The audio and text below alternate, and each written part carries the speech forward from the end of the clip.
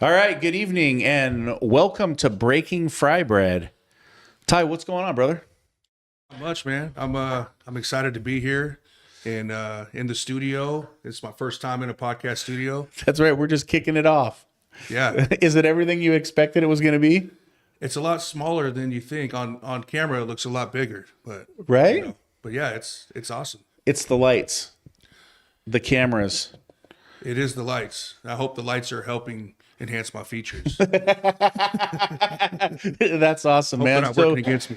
so we've been chatting about getting this podcast going, and it's just I love that it's focused around Native American. I love that it's focused around Puyallup. I'm a Puyallup Indian. You're a Puyallup Indian, and I think it's great that that there's a place where Puyallups can chat and we can talk about good subjects, bad subjects, whatever is going on in our world. I love that. I love being able to share. I love being able to communicate. And I love that folks can have a platform. And I think it's important for natives to be able to have a platform. What about you? Why get into a podcast? Why want to spend your time doing that? Uh, for me, it started with wanting to find a way to bring a voice, to the membership, to the people, and just like you said, the Native people should have a platform to where they feel like they're heard. And so for me, I wanted to find a way that I can engage with the community, help highlight a lot of the good things that are going on in our community, and help highlight some of the hot topics that are going on, some of the things that our membership has questions about, and create dialogue, productive dialogue and constructive dialogue, and hopefully solution oriented dialogue that maybe we can bring some solutions to some of these issues that we're facing, not only at the Puyallup Tribe and not only locally here in Washington State, but hopefully we can eventually reach across all of Indian country. Yeah, I love that. And I think as a native, one of the things that I love is I love working on my tribe. I love working in the tribe, but not just, the Puyallup tribe. Like, it's nice to work on other Indian tribes too. And so Taro isn't just a Puyallup centric program. It's a program adopted by many tribes across the U.S. And me as a contractor background, I love that. Whether I'm working on the Tulalip tribe or the Puyallup tribe or the Muckleshoot tribe, I've worked on all those. Right. I remember installing palm trees down at the Muckleshoots when they had all the palm trees inside the casinos. That's good stuff. You take a little extra pride in that. And so I think that's a good thing to be able to do. I love that solution orientated way that you're going about it. You mentioned hot topics, and I think, I won't say that I know the hot topics. I say that, I can get on Facebook and I see what looks like hot topics from now and then. Most of it is when's my bonus check coming, but at the end of the day, in your mind, what hot topics are out? What are you seeing out there? What hot topics come to your mind? One that I've been, pretty vocal about the past few months has been Taro, just like you touched on. What a perfect segue. Yeah, We didn't even perfect plan segue. that. That Wow. just happened. It's almost like you planned that. I know. So Taro is something so what's going on with Taro? So Taro, just for a background on Taro, for some of the folks that may not understand what Taro is, Taro stands for Tribal Employment Rights Ordinance, or Office. And the purpose of that program is to provide tribal employment law and Indian preference law and the regulations surrounding that to that tribe.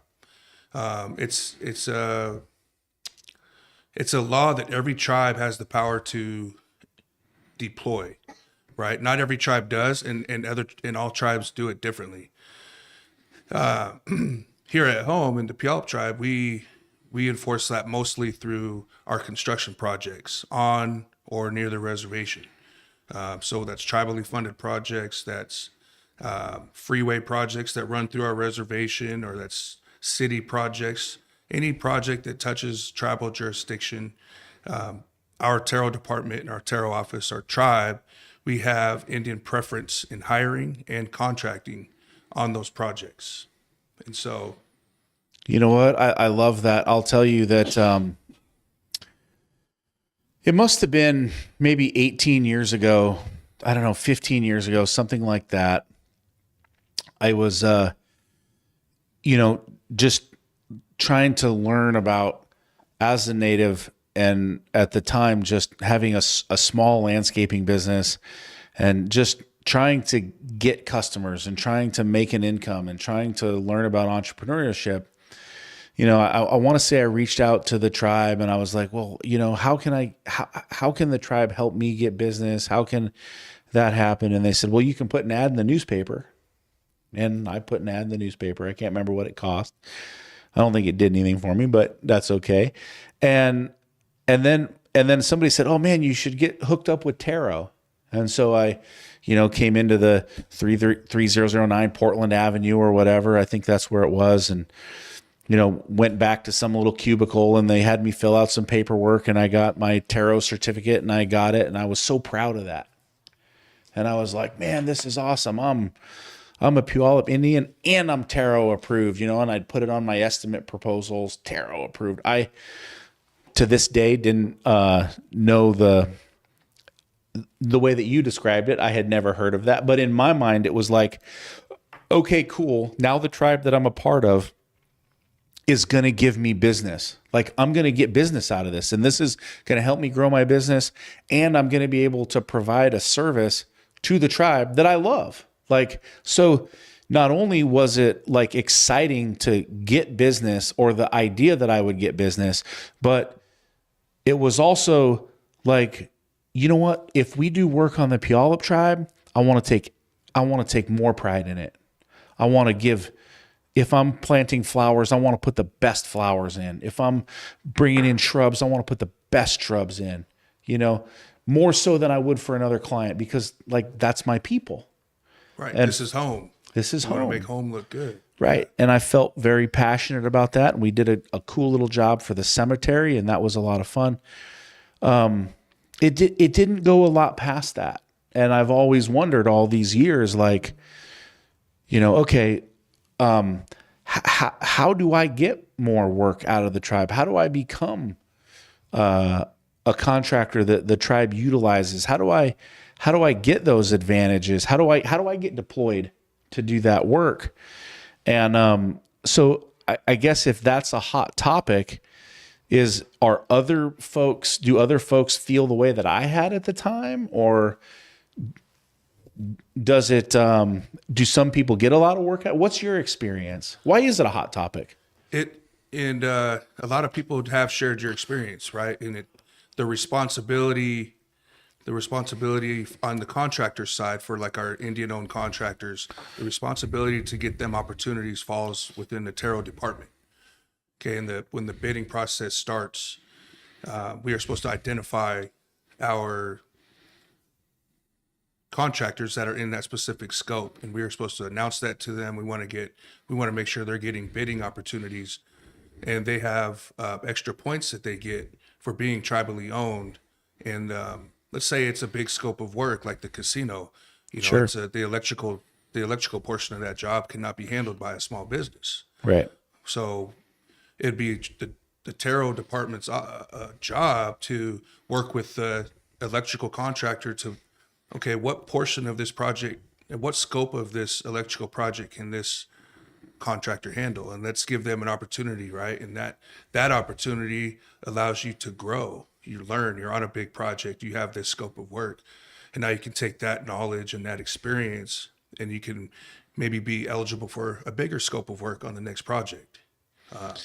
I would imagine that on a project like the casino, and the casino's done, that there are trades that happen on that property, even though it is a big casino job, that a small native owned business could handle efficiently? Like, I would just guess that the landscaping installation could be handled by any native contractor who does landscaping.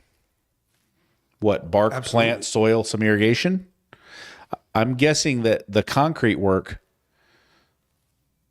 maybe not the infrastructure of the building, but like the sidewalks or some of that flat work could easily be handled by a native contractor. Painting? Like Absolutely. you can't even really go wrong with painting. If you make a mistake, you just paint right over it, right? Right. So, but those are great opportunities, for natives. So are you saying that like within that other contractors feel how I do and that maybe they're not getting that opportunity to bid on those jobs? Yes, I do feel like that, and it's sometimes it's because they just aren't made aware. There's they sometimes the tribe gets blamed as a whole. Like in your situation, maybe there's just not enough awareness that a tribally owned landscape company exists. Right? Yeah. And there's not somebody in the Taro office that's announcing that or making that known. Because for me, in my time in Taro, we would take the time to push those opportunities to our tribally owned contractors and reach out to, I would reach out to Chief Leshai, to their facilities department. I would reach out to the casino because every entity of the tribe has their own procurement process with how they contract work.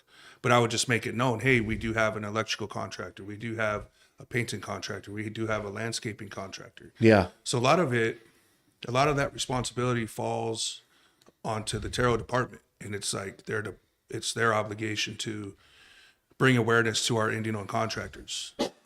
What? How many Indian-owned contractors are there in Puyallup? Do you know? Indian-owned? Yeah.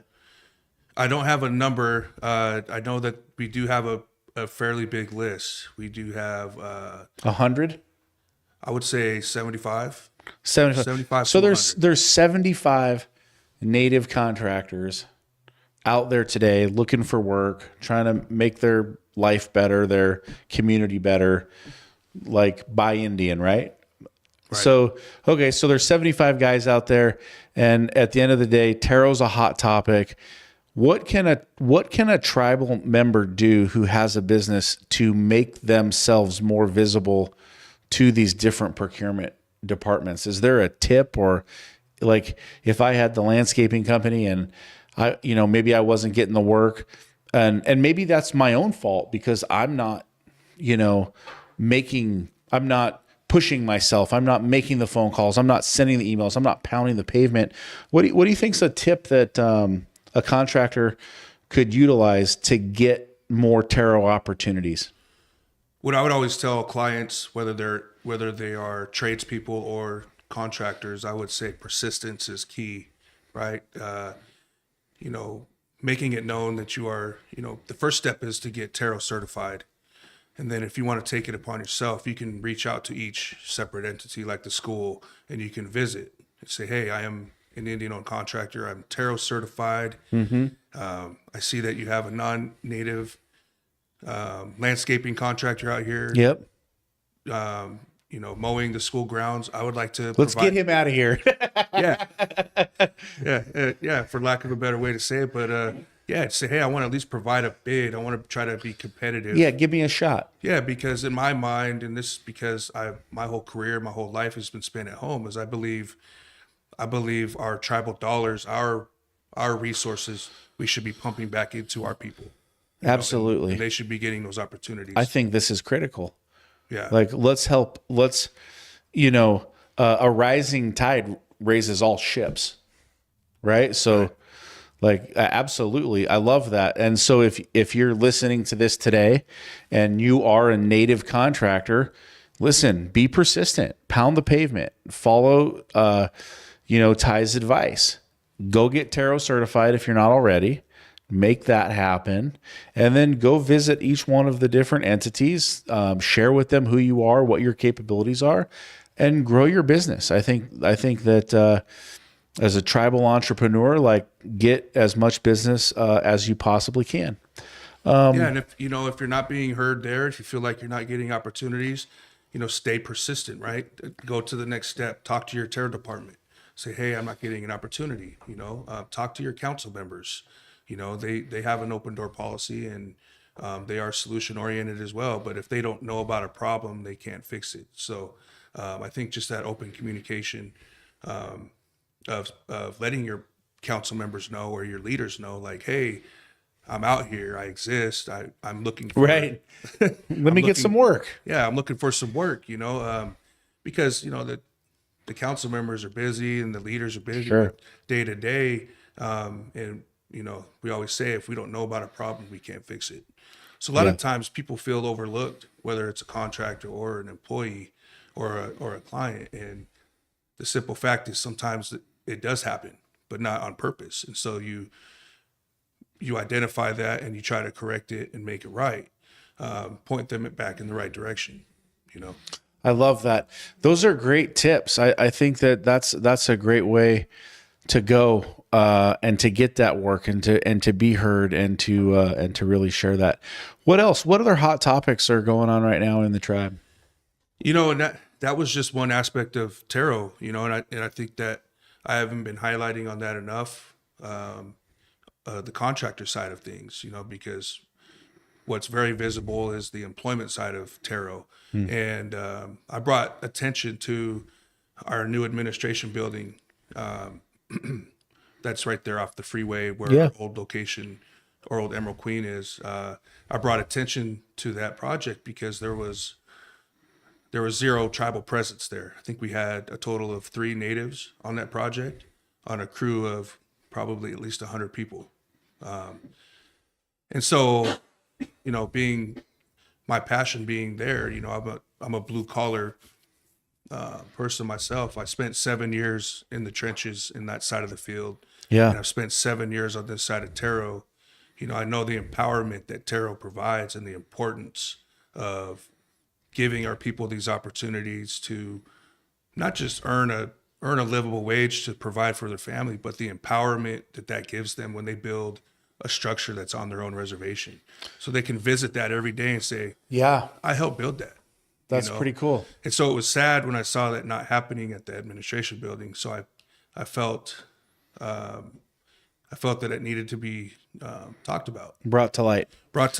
Yeah. Just a couple of questions that come to mind is, if I'm a native and if I'm working on this project, the Davis-Bacon wages kick in on this? It depends on the funding for the project. So okay. If the project was a freeway project and it's a federally funded project, Davis-Bacon wages would kick in. Okay. Prevailing wage? Prevailing wage. So if I was working on the admin building, I would get prevailing wage? It depends. So there is a tarot wage. Okay. Which is the standard, right? It's the bottom. Now, if it ends up being a general contractor that's union, well, then those union wages, if those union wages are higher than the tarot wage, well, then that work would need to be bid based on the union wage and not the tarot wage. So if I got brought onto the job, I would pick up the prevailing wage if that's how it was bid. Right. And the prevailing wage for a laborer is $50-some an hour, roughly $60 an hour. They fluctuate. That's a lot, yeah. Or is it less?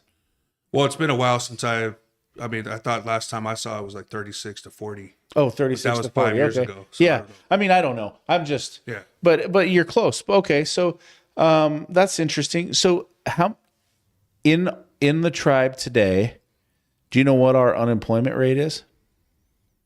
Our unemployment rate? Yeah, in the tribe? I don't. I know in tarot that it's fairly high right now. And that's... I would love to know, this is the number of tribal members that are registered Puyallup natives. This is our unemployment rate. And then this is the possible wage that could be made. And this is how we've put natives to work and how much money we've put back into the community. Because if 3 natives are working, but there's only 3 unemployed. Okay. But if there's 500 unemployed and only 3 working, it seems like there's a lot of opportunity for natives to go to work on something like the admin building. There was a lot of opportunity. I mean, you had all trades out there. You have the concrete laborers, you have the carpenters, you have the iron workers, the rod busters, you have, Taro has crane operators. Taro has superintendent level clients. I mean, we have our client list ranges from apprentice level, beginner, all the way up to journeyman. So there's tons of qualified natives, plenty, that could be on a job and could be making a wage at home. Correct. And what's your solution to this? Well, the solution is to get to the root of the problem, and to establish why did this happen. And that's been my question. That's been a lot of the members' question. There's just not enough light being brought to why. And the only explanation that we've gotten from the tribe is that the policies or the codes for Taro are in need of updating. And so in the interim, they're going to put a pause on the enforcement of Taro on these tribally funded projects until they update the codes. Well, because of that happened to be at the same time as the admin building project. And then there's other tribal projects that happened that our tribal members missed out on opportunities to work because of our inability to update the codes. So I think that's really sad, when you watch all of these labor dollars and contract dollars going to outside of our reservation and not going into our members' pockets. So that's something I've been trying to highlight and bring light to and find a solution. How do we get the codes passed, or how do we find a path forward? At the candidates forum, for our primary election, we had a candidates forum. We were given a great exercise of seeing how we could work together as potential council people with all 18 candidates. And we were able to mock a motion that would allow Taro to continue with the enforcement of employment on these projects while we table the tax portion. Because to my understanding, the taxation of our tribally funded projects was really the biggest issue. And so if that's the biggest issue, let's table that, but let's allow our Taro office to keep putting our people to work, right? Until we can figure out the tax, because at the end of the day, that's what, to me, is what's most important.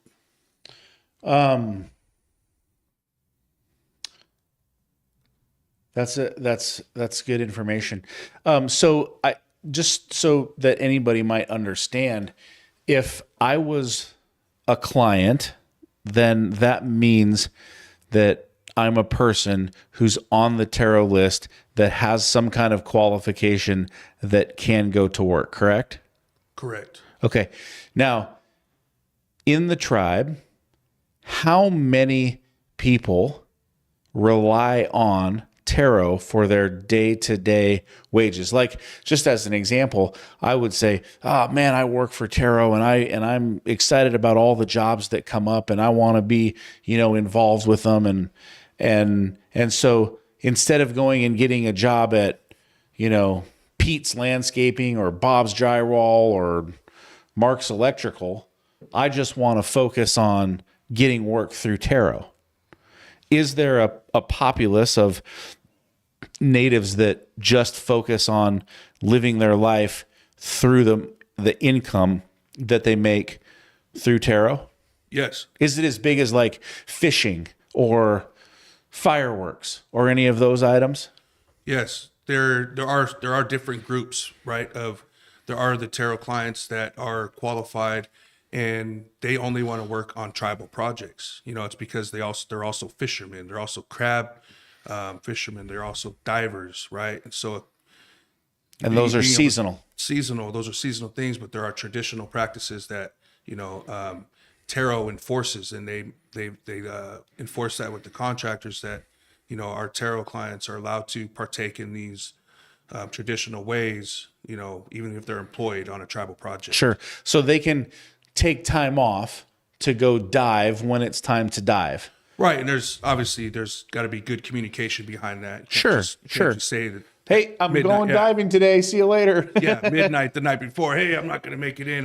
Going crabbing. No, there's. Sure, you give them 2 weeks notice or whatever it is. Right. I don't know, but you give them the proper notice. They take care of that.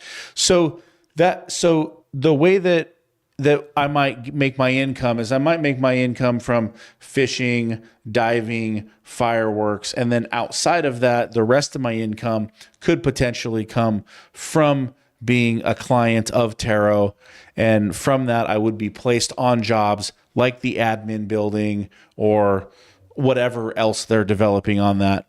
So I understand that. That's clear.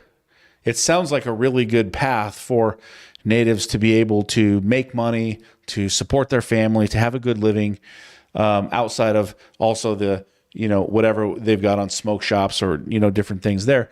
A job like the admin building, how often do jobs of that size come along? Well, those are generational jobs. The last job of that size was, the expansion of our casino. And, our casino was a $300 to $500 million project, and it was about a 5-year project. We had, when Taro was in full force, and I was fortunate enough to be the compliance officer for that project. So that was my Taro project. We had over 400 natives dispatched on that project.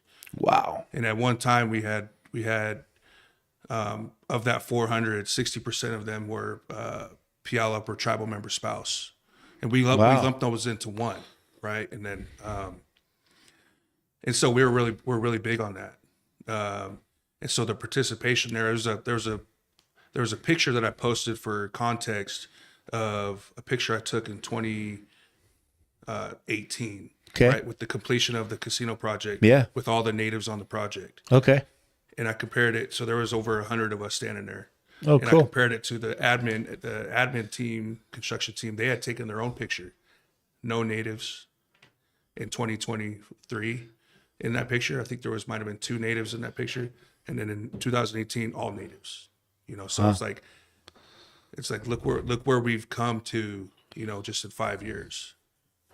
It sounds like that might have gone a little bit backwards. I don't know. I don't know the inner workings, but it sounds like if we went from 100 to 3, there's something went sideways. Something happened, and when the membership doesn't know, they're left to speculate for themselves and to fend for themselves and come up with their own reasons why.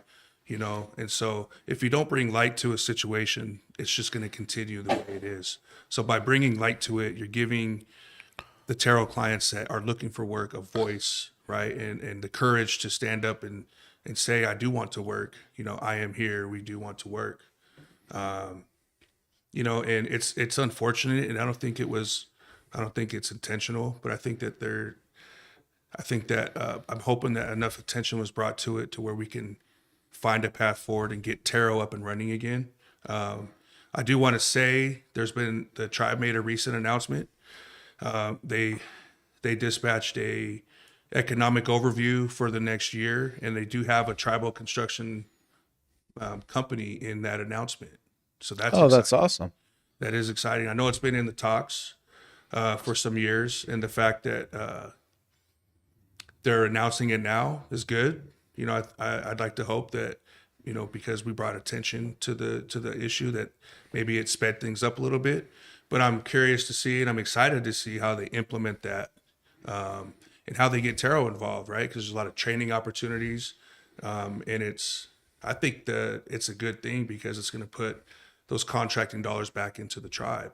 Yeah. Right? And then as the general, they can help identify our other Indian-owned contractors and start putting the dollars back into their pockets as well. So. I love it. Anything else going on in Taro? I do want to highlight that Indian preference is not only exclusive to Taro.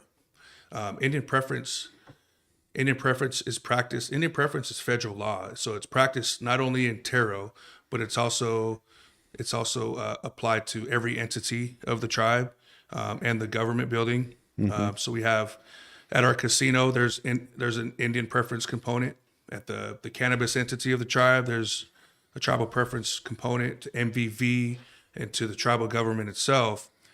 However, they're all ran on their own, right? So there's and so the problem is this entity may be enforcing Indian preference a certain way. This entity may not be enforcing it at all. You know, this entity may be up to standard and exceeding expectations. That's the thing, is there's nobody over that's keeping an eye on all of it, right? And that's kind of where my passion comes in, because there's a lot of our members who feel like they're overlooked, you know, like some at the school or whether it be at the casino, for some of these promotional opportunities, you know, that they're qualified for. They're they're not getting these opportunities to interview or speak for themselves or lobby for themselves to have this position at their own tribe. You know, they're watching non-natives come in and fill these roles. So I did want to highlight that Indian preference is not just a Taro thing; it's a Indian countrywide thing in all entities and departments of the tribe. Right. And so it sounds like you're a proponent of one group, one organization, one derivative of the tribe overseeing, managing, and monitoring Indian preference across all divisions. Like it's a division of the tribe. Like, this is Taro, and it doesn't matter if it's government, cannabis, whatever, as long as they are fulfilling that, they're reporting up, they're saying, yep, we've hit our numbers, yep, we're driving it the right way across all divisions of the tribe, then we're really providing a service to the other members in the tribe, because now that the employment is managed correctly, it's monitored, and somebody is saying, hey, let's make sure that every single department is acting in good faith the same way. Right. Absolutely. You know, because at the end of the day, the responsibility falls on the leaders of the tribe, you know, because they are the policy creators, they're the policy enforcers, right? So if there is a Indian preference component to every entity and they're not performing that or executing the Indian preference or utilizing it, it is council's responsibility, or the leaders of the tribe. It is their responsibility to make sure that that is happening. Whether they need to hire somebody to make sure that's happening for quality control or checks and balances, I don't know. I love it. I think it's a great idea. I think it sounds pretty cool. Hot topics. What else is going on in the tribe? Let's see. You know, a lot of hot topics are, tribal housing. You know, and how do we get more tribal housing? Right. We were talking about this earlier. Through land acquisition. Yep. You know, you mentioned it earlier. We're kind of a checkerboard tribe, and we're kind of spread out. So how do we earmark more of our revenues into land acquisition, and then turning that into trust and creating more houses for our people? That's been a hot topic. And that's a great thing to do. Yeah. I'm a believer in that. What else is out there? Let's see. I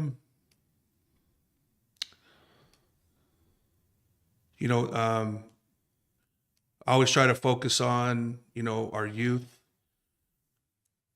because our youth are, I wouldn't say that's a hot topic, but, I always like to touch on that and mention them, whenever we're talking, because, the youth are our future. Yeah. And we should be focusing on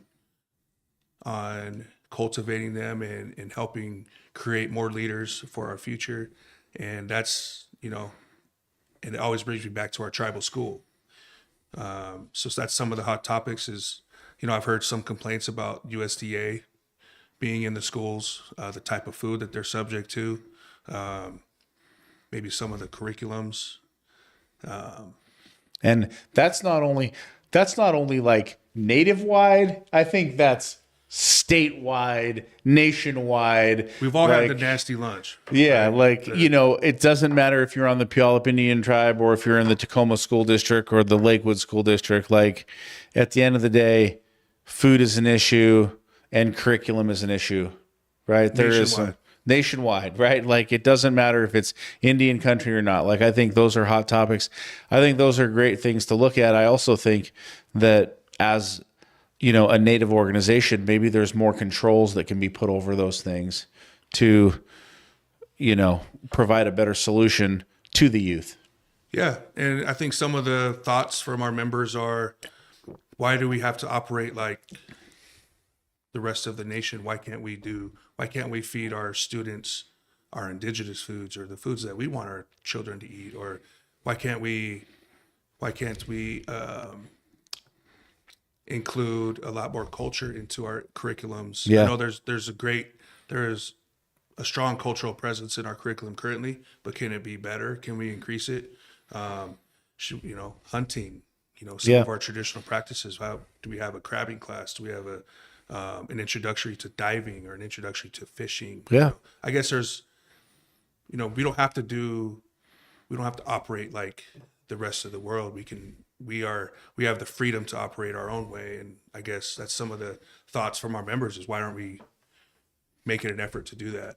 Yeah, that's cool. I love those ideas. I'm guessing that it has to do with cost. I'm just going to throw that out there. I have no idea, but I'm going to guess that a salmon lunch is a lot more expensive than a Lunchables lunch. Right. A lot more. A lot more. So I think it's dollars and cents, right? Like, but I think those are great things because, if, we are, raising little native boys and girls to live like their ancestors did, then that's the food they would have eaten.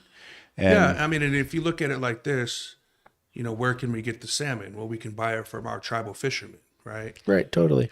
Right. So we're buying it from our tribal fishermen. So now you're seeing the economy work full circle. Or they could even learn to fish in school and then take those fish and eat the fish that they cook, that they catch. In cooking class. Right. Like, yeah, Salmon I mean, 3 ways. yeah, like there's a lot of opportunity there. So, you know what, there's a lot of good topics. There's a lot of things going on. What else is happening in the tribe right now? We're coming close to time. What else is happening at in the world of Puyallup Indians? I think there's a lot of good things happening. The tribe itself, its economic diversity. We've showed the capability to lift cargo off of a ship, right? So that's as far as port development goes. Yeah, that's huge. That's a huge step in the right direction. So I applaud everybody at the tribe that's made that happen. I applaud all of our past leaders and that have had this vision and this dream and helped get it to fruition today. So I think there's a lot of great opportunities there. There's going to be job creation. There's going to be a huge source of revenue and sustainability for the tribe. So good things on that end. I was asked today to highlight, tribal entrepreneurship. Yeah. And, like the foundation of that. And I love that, by the way. I knew you would. You're the man himself. So you are a product of that. And in some ways, I am as well. And and where did we get our start? A lot of us natives, we got our start either fishing or fireworks. Yeah. And that's builds a strong foundation and the skills that you develop in a firework business or being a fisherman. You have to have a boat. You have to learn how to hang a net. You have to learn the tides. You have to find a buyer. You have to find a market. All these things. It teaches you responsibility and accountability and self-sufficiency, I guess you could say. Fireworks is great. Fireworks taught me branding. Yep. right? I could speak for the Puyallup Tribe. We have over 130 something stands, you know, and I love how each tribal member has kind of created their own brand, right? You have Superman, it's a well recognizable name. You have Joker James, you have Donnie's Boom Boom Room, you have King's Fireworks, which that's me, of course. There you go. You know, you have Sonic the Hedgehog, but it's all these tribal members that they're learning how to develop and create their own brand, and so their own marketing. So that's one aspect of tribal entrepreneurship. Then they have to learn, right, inventory, right? How much inventory, what kind of variety of inventory. And then there's the biggest component of that is the sales, right? The customer interactions, the customer service, and the sales themselves. You know, how are you going to land a customer, and then not only that, but how are you going to keep that customer to come back to you year after year? So I love that retention. Yeah, client retention, and as you know, in your business, and it's not just client retention, but how do you gain a client in the first place, right? You have to cultivate a relationship. You have to build a relationship, and then they have to build trust there, right? And so that's right. These things that we've learned as tribal members in fireworks or these other things, I guess the message I want to help send, and hopefully you can help too, is how do we position our tribal members to look beyond that and deploy those skills that they've learned and be successful business people and entrepreneurs, not only on the reservation, but off the reservation. Yeah, I love that. I think, you know, some of the best things that you can do is build your own business, is run your own brand. I think that is really an important thing. You can take the skills that you learned fishing, in fireworks, in, you know, other areas, diving, whatever it might be. You can take those skills and you can say, who am I? What is my product? What am I selling? Who can I sell it to? You know, and you really start to build that customer success journey. But more than that, I even think whether you take it one step back and you say the cycle of work for a Native American is fishing, diving, working through tarot. That's kind of one subset. And then there's another, which is like, hey, I've got my fireworks stand and I've got my fishing and it's my own separate business. And now I'm taking that and I'm saying, maybe I want to have a plumbing company on the side. Maybe I want to have a landscaping company. Maybe I want a marketing or website design company, whatever it might be. Maybe I want to own fruit smoothie stands. It doesn't matter. But you take those skills and you take that ability and you say, now I'm going to build my business, build my empire. And then we get this wonderful thing called per capita. And we get these wonderful bonuses. And instead of taking this bonus and saying, this is how I'm going to live my life, this is how I'm going to go to the fair, this is how I'm going to do whatever I'm going to do with it, take that money and saying, oh my gosh, I just got $2,000 this month. You know what? That is $24,000 a year that I can now. What if I put that into a money market account and earn 5% on that? Or what if I take that and make that as a down payment on a piece of property, and now I've got that property that's beginning to earn interest and it's helping me grow? Or what if I take that money and invest it in a business and I take that 24,000 and now it becomes 100,000? Or maybe you have kids and you're getting a little bit of stipend from them too. Or maybe you have your bonus and you're getting some bonus money there. But how are you investing that? Could you take that $1,000 a month maybe that you get for your child, you know, take care of their needs, take care of what that, but invest that and show them how to invest it. Let's teach 6, 7, 8, 9, 10-year-olds how to invest their money. Like, this much went to school, this much went to clothes, this much went to whatever. And now we're going to take this $400, we're going to put it into this account. This account's going to earn 5%. In 3 years, let's look at buying a piece of land with your money that now you get to have. And now we're teaching entrepreneurship. Now we're teaching generational wealth.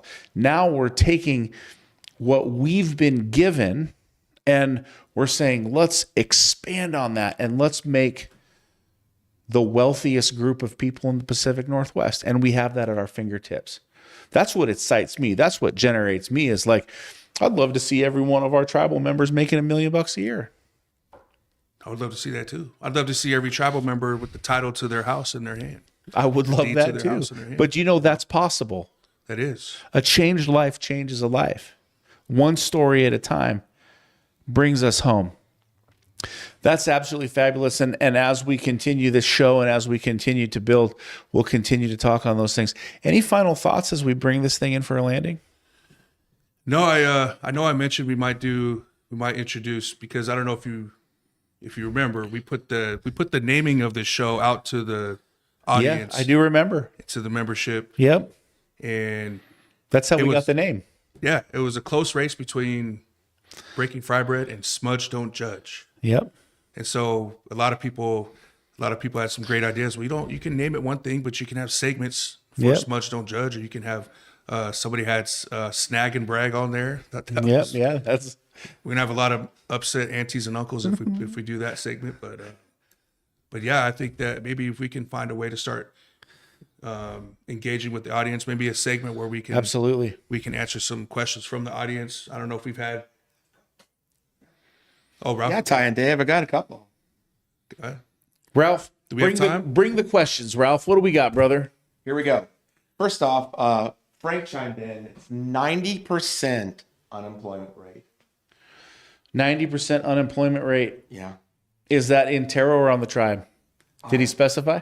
He did not. Okay. That's still a really high unemployment It is a rate. high number. I would say that's very high. Yeah.